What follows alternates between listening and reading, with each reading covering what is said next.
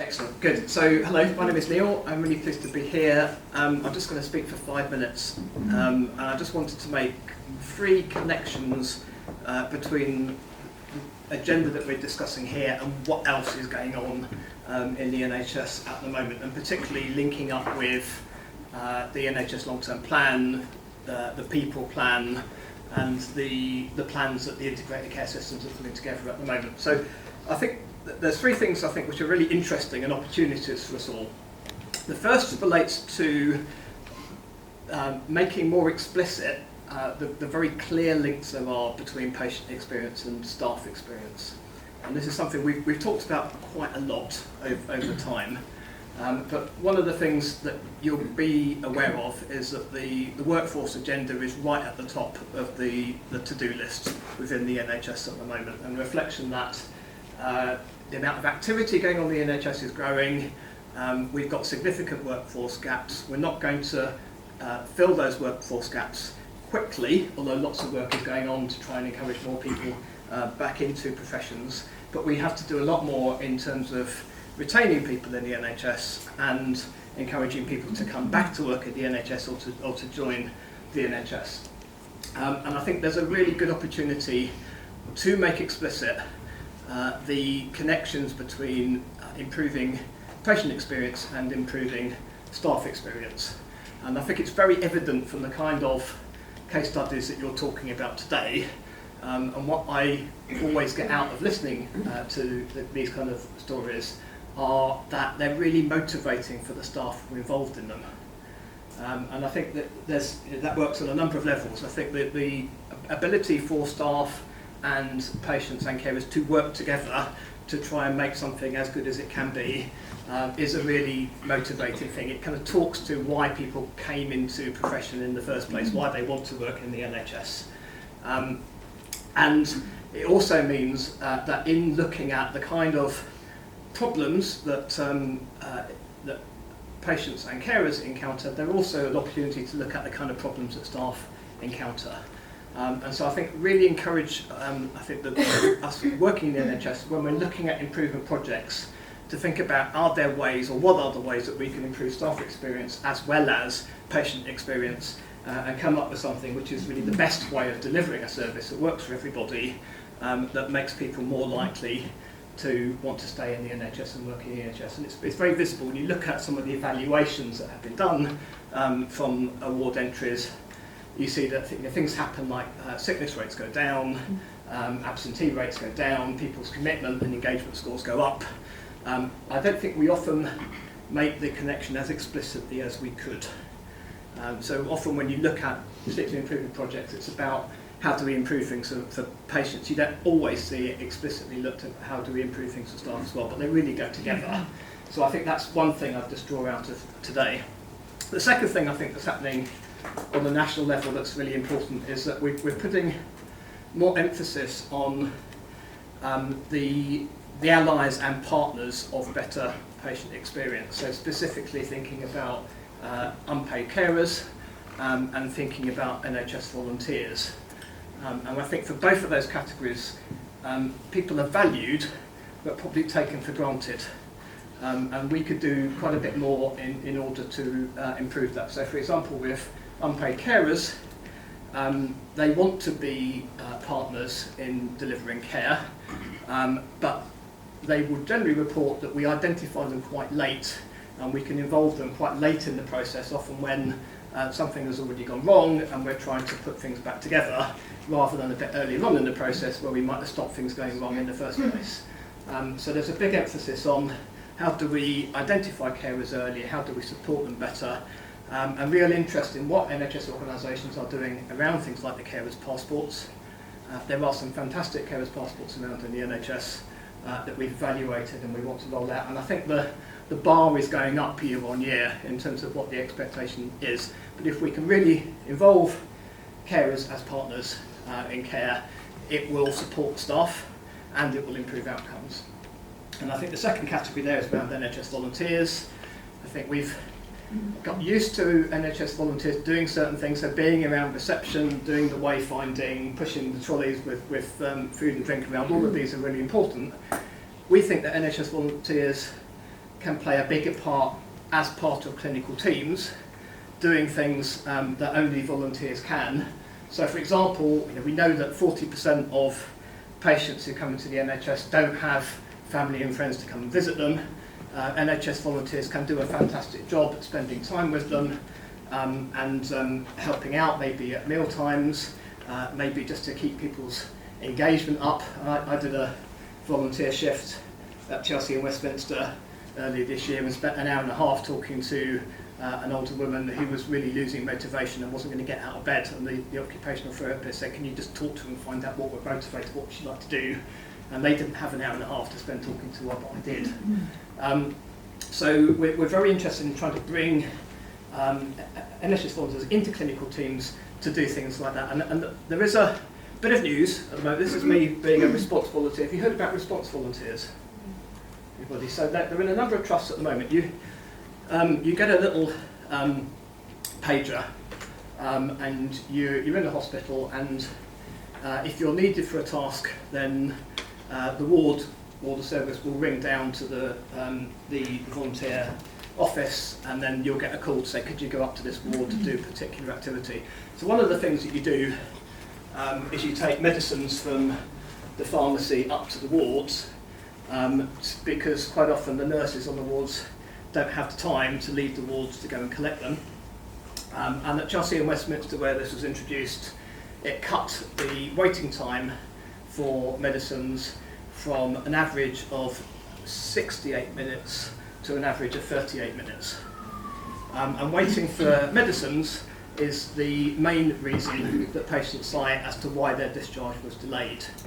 But it's very clear it works for staff as well, and their staff sometimes like a chance to get a break and leave the ward. But actually doing this job week in, week out at Chelsea and Westminster, you really see it takes some of the pressure off.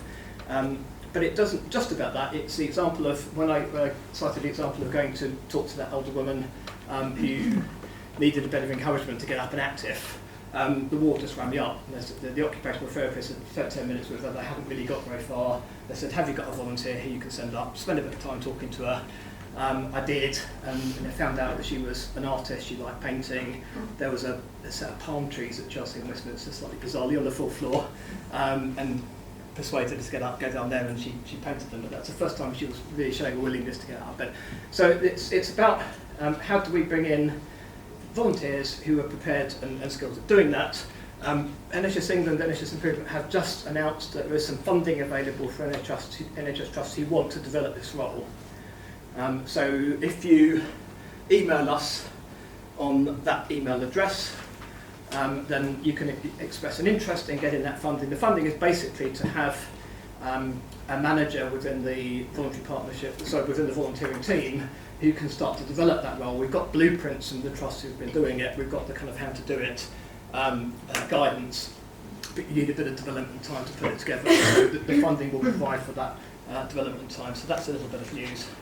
And then I think the third thing I wanted to say is that the big message of the NHS long-term plan is to try and intervene earlier so that we do more to keep people well, and we're less dependent on treating acute conditions when things have gone wrong. So it requires us to think a lot more about the health of the population.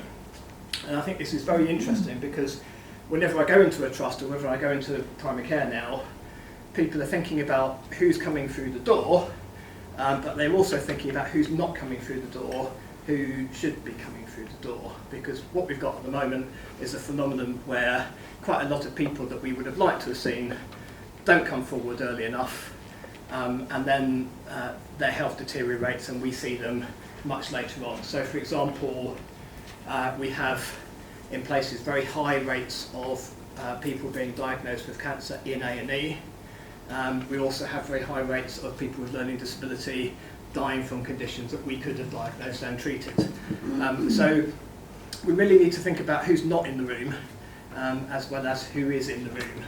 And the way that we try to pull together the NHS plans, and this is at a local level as well as at a national level, so this is what the leaders of integrated care systems have done, has been to try and set the goals of the NHS so that they're much more oriented around the health of the population. So to give an example, if you look at cancer care, what we said in the 5-year review is that we wanted to save 20,000 lives. There wasn't any real guidance about who those people were going to be. There was a bit of a temptation to think, well, which is the easiest things to do. What we said in the long-term plan is that we want 3/4 of people with cancer to be diagnosed at stage 1 and stage 2. So it means we really need to make inroads into those parts of the population who aren't coming forward in terms of some of the preventative care, or maybe they've come into the NHS, they've had a poor experience, or they felt that their face doesn't quite fit and they haven't come back. We need to reconnect with them, and there's a real opportunity. So I think 3 big opportunities, I think, on the patient experience agenda: the link with staff experience, the link with the allies of improving patient experience, so the unpaid carers and the volunteers, and being part of this effort to really help move the service towards one more based on population health, where we really need to think about who is in the room, who needs to be in the room, not just the people who are coming forward. Thank you.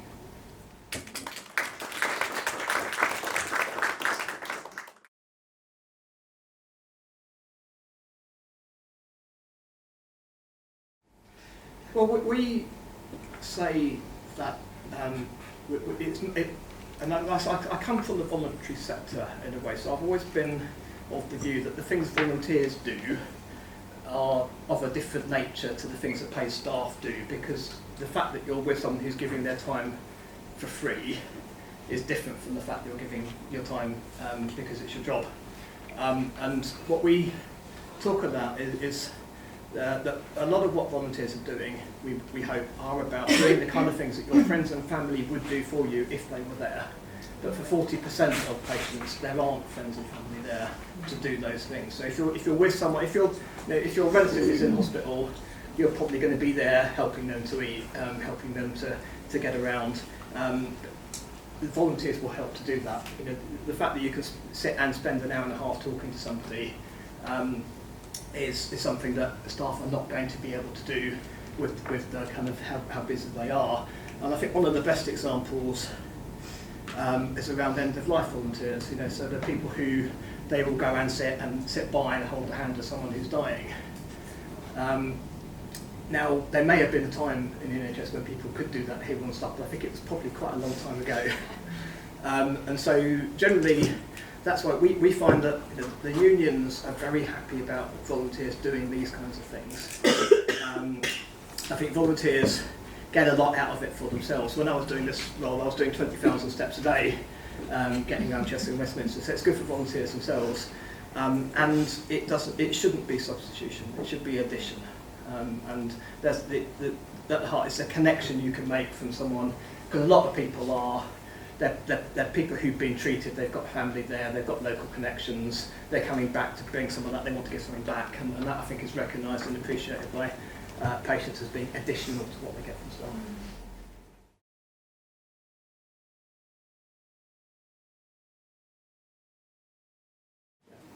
And I've just add on the young people front, it's very interesting. I think that we don't give enough young people opportunities to come into the NHS, and it's notable.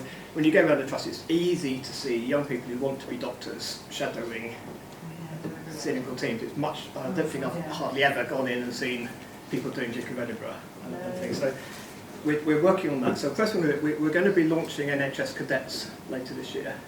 So which is it's with St John Ambulance. So it's the same kind of idea in some senses as the Armed Forces Cadets, but obviously it's health related. That's going to be targeted at 14 to 16-year-olds, and we are looking for the trust to work with. And a lot of that's going to be outside trust, because it's going to be things like learning first aid, learning about health, etc. But we want to work with some trusts on that. And we're also working with the iWall campaign and the PERS Trust, who are putting money in to trust to help them to create more opportunities for young people. So again, I'm talking about this because I was there recently, but when I went there a year ago, they didn't have any young people volunteering. Talking about under 20. When I went back this summer, they had 50 young people from the comprehensive schools locally in the area who were coming in over as a summer project to do various roles inside the hospital, and that was with the support of the PERS Foundation. Yeah. So there's, we can certainly grow these things, and they really work. And I think also, create an environment where more people feel at home. They feel like they're face fit. So these are people from the local community, reflecting the local community back as you walk in through the door, which I think is important. Thank you. Thank you very much. Thank you.